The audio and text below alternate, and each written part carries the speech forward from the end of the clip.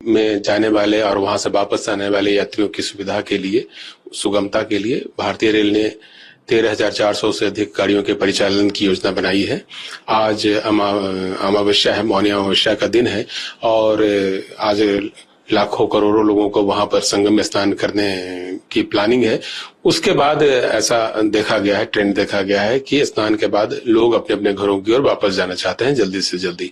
उसी के मद्देनजर प्रयाग क्षेत्र के जितने भी हमारे स्टेशंस हैं वहां पर व्यापक व्यवस्था की गई है और आज हम लोगों ने 360 से अधिक रेलगाड़ियों के चलाने की योजना बनाई है और इनमें से अधिकतर जो गाड़ियां हैं वह अनरिजर्व्ड स्पेशल गाड़ियां हैं। विभिन्न स्टेशनों से यह गाड़ियां चलेगी जिसमें प्रयागराज संगम, फफा, मऊ जैसे स्टेशन शामिल हैं। रामबाग से भी आज गाड़ियां चलेंगी, चिवकी के होते हुए भी कई गाड़ियों का परिचालन होगा और इसी तरह से सुबेदारगंज से भी गाड़ियों का परिचालन किया जा रहा है। यात्रियों के लिए हम लोगों ने बड़े बड़े होल्डिंग एरिया भी तैयार किए हैं। कैसरबाग में एक होल्डिंग एरिया बनाया गया है जहां पर कि 1.25 लाख से ज्यादा यात्री एक साथ विश्राम कर सकते हैं या अपनी ट्रेन का इंतजार कर सकते हैं।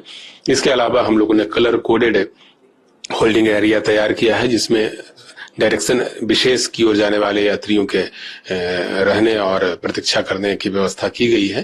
तो ये सारी व्यवस्था की गई है। साथ ही हमारी कोशिश है कि अधिक से अधिक गाड़ियां हम प्लेटफॉर्म नंबर 1 से चलाएं ताकि यात्रियों को फुट ओवर ब्रिज का प्रयोग न करना पड़े। पूरे प्रयाग क्षेत्र में हम लोगों ने 1200 के आसपास कैमरे लगा रखे हैं जो रेलवे स्टेशन हैं और जो रेलवे का सर्कुलेटिंग एरिया है वहां पर, उनके माध्यम से भी यात्रियों की गतिविधियों पर नजर रखी जा रही है, यात्रियों की भीड़ पर नजर रखी जा रही है और आवश्यकता अनुसार उनके मार्गदर्शन की व्यवस्था की गई है। इस महाकुंभ को लेकर के भारतीय रेल ने करीब 23,000 कर्मचारियों को वहां पर तैनात किया है जिसमें 10,000 के आसपास पैरामिलिट्री फोर्सेस के जवान हैं और राजकीय रेल पुलिस तथा रेलवे विभाग के जो कार्यकर्ता हैं या जो कमर्शियल का स्टाफ है, ऑपरेटिंग के स्टाफ हैं, इन सबको मिलाकर के करीब 13,000 लोग हैं। इस तरह से 23,000 लोग जो हैं रेलवे के वो यात्रियों की मार्गदर्शन के लिए, यात्रियों की सेवा के लिए वहां पर लगे हुए हैं। खबरें चल रही कि वहां की जैसे आज भगदड़ हुआ उसके बाद रेलवे ने अपनी रूट डाइवर्ट कर दी, इसको लेकर क्या? कुछ गाड़ियों के रूट डाइवर्जन के संबंध में फैसला हम लोगों ने शुरू में ही ले लिया था। वैसी गाड़ियां जो कि अदरवाइज प्रयागराज से होकर के जाती थी उसको हम लोगों ने डाइवर्टेड रूट से चलाया ताकि अधिक संख्या में हम लोग अनरिजर्व क्लास की पैसेंजर गाड़ियों का परिचालन कर सकें, क्योंकि पैसेंजर गाड़ियों की जो कैरिंग कैपेसिटी है वो अधिक होती है और एक बार में अधिक संख्या में यात्रियों को कहीं ले जाया जा सकता है। इसी के मद्देनजर आज खास करके मौनी अमावस्या के दिन और कल के दिन भी हम लोगों ने अधिक संख्या में अनरिजर्व ट्रेनें चलाने का फैसला किया है ताकि यात्रियों को सुगमता हो और ज्यादा से ज्यादा लोगों को हम प्रयाग क्षेत्र से उनके गंतव्य स्थान की ओर ले जाने में सक्षम हो सके। मतलब जो खबरें चल रही है उसमें कोई सच्चाई नहीं है, मतलब अभी रेलवे ने कोई डाइवर्जन नहीं किया या कैंसिल नहीं किया? रेलवे ने आज की तिथि में तो कोई डाइवर्जन का निर्णय नहीं लिया है। जो डाइवर्जन के संबंध में निर्णय लिए गए थे या स्टेशन वो पहले लिए गए थे। अभी जो विशेष गाड़ियों के परिचालन की हमारी जो योजना है वो उस पर हम काम कर रहे हैं। उसी के हिसाब से सभी गाड़ियों को प्रयागराज और आसपास के स्टेशनों पर ले जाया जा रहा है और फिर प्रयाग क्षेत्र से जो यात्री स्नान कर लेंगे उनको वापस ले जाने की व्यवस्था की गई है। तकरीबन अभी विशेष ट्रेनें कितनी चल रही है जो प्रयाग से होकर गुजर रही है? आज हम लोगों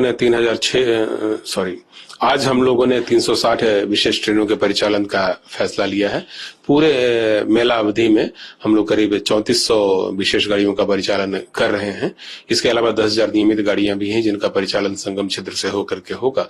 तो इस तरह से 13,400 से अधिक रेलगाड़ियों का परिचालन संगम जाने वाले लोगों की सहूलियत के लिए, उनकी मदद के लिए किया जा रहा है।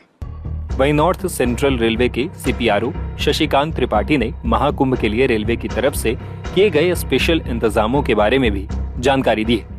आज मौनी अमावस्या का पावन पर्व है। बड़ी संख्या में श्रद्धालु स्नान करके रेलवे प्रेमाइसेस की ओर आ रहे हैं। अब जो ट्रैफिक का पैटर्न है वो ऐसा है क्योंकि मध्यरात्रि से ही स्नान प्रारंभ हो चुका था, तो अब धीरे धीरे लोगों का जो जनसमूह है वो रेलवे की ओर बढ़ रहा है। अब तक हम लोगों को बाहर करने के लिए, आउटवर्ड ट्रैफिक निकालने के लिए 50 के तकरीबन उत्तर मध्य रेलवे, 13 उत्तर रेलवे के द्वारा और 20 के करीब पूर्वोत्तर रेलवे के द्वारा। इस तरह से देखा जाए तो लगभग हम लोग 80+ स्पेशल ट्रेनों का संचालन 12 बजे तक कर चुके हैं, जिसके माध्यम से हम लोगों ने भारी संख्या में लोगों को प्रयागराज क्षेत्र से उनके गंतव्य की ओर भेजा है। 8 बजे के लगभग से ही ये भीड़ बढ़नी शुरू हो गई थी और हम लोगों ने अपना जो इमरजेंसी प्लान था कि जैसे ही प्रयागराज जंक्शन में श्रद्धालु अधिक संख्या में आएंगे और जो हमारा वहां का होल्डिंग एरिया है जिसकी कैपेसिटी अनरिजर्व्ड क्लास में लगभग 20,000 है, वो फुल हो जाएगी, तो हम लोग अपने खुसरो बाग का जो होल्डिंग एरिया है उसको ऑपरेट कर देंगे। 8 बजे से हम लोगों ने खुसरो बाग का जो होल्डिंग एरिया था उसको प्रारंभ कर दिया है। वहां पे हमने सभी यात्री सुविधाएं प्रोवाइड की हुई हैं, जैसे कि वॉशरूम की फैसिलिटी हो, पानी की फैसिलिटी हो, लोगों के लिए शेल्टर है वहां पे, तो लोग वहां पे बैठ के अपनी ट्रेन का इंतजार करें, रेल कर्मियों के दिशा निर्देशों का पालन करें और वहां से जैसे ही उनको इंस्ट्रक्शन मिलेंगे गाइडेड वे में, कंट्रोल्ड वे में उनको यात्री आश्रय शेड के माध्यम से उनको उनकी दिशा की ट्रेन प्रोवाइड की जा रही है। रेल प्रशासन आज 190 के तकरीबन स्पेशल ट्रेन चलाने की हमारी योजना है। प्रयागराज महाकुंभ में श्रद्धालुजनों की भारी भीड़ है। लगभग 8 से 10 करोड़ श्रद्धालु इस समय प्रयागराज के अंदर मौजूद है। कल भी 5.5 करोड़ श्रद्धालुजनों ने महाकुंभ का स्नान किया था।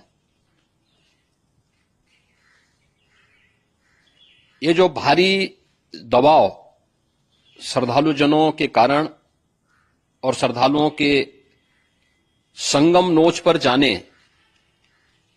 के कारण वहां पर एक बना हुआ है, लेकिन पूरा प्रशासन मौके पे वहां मौजूद है।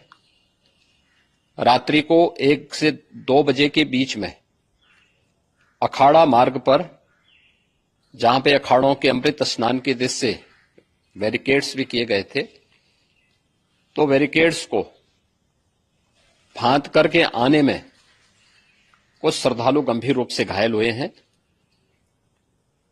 उन्हें तत्काल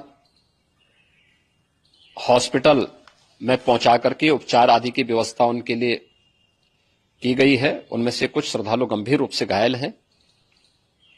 लगातार प्रशासन स्थानीय स्तर पर श्रद्धालुओं की सकुशल स्नान कराने के दृष्टि से रात्रि को कल सायंकाल 6:30-7 बजे से ही मौनी अमावस्या का मुहूर्त प्रारंभ होने के बाद से ही लगातार लगा हुआ है।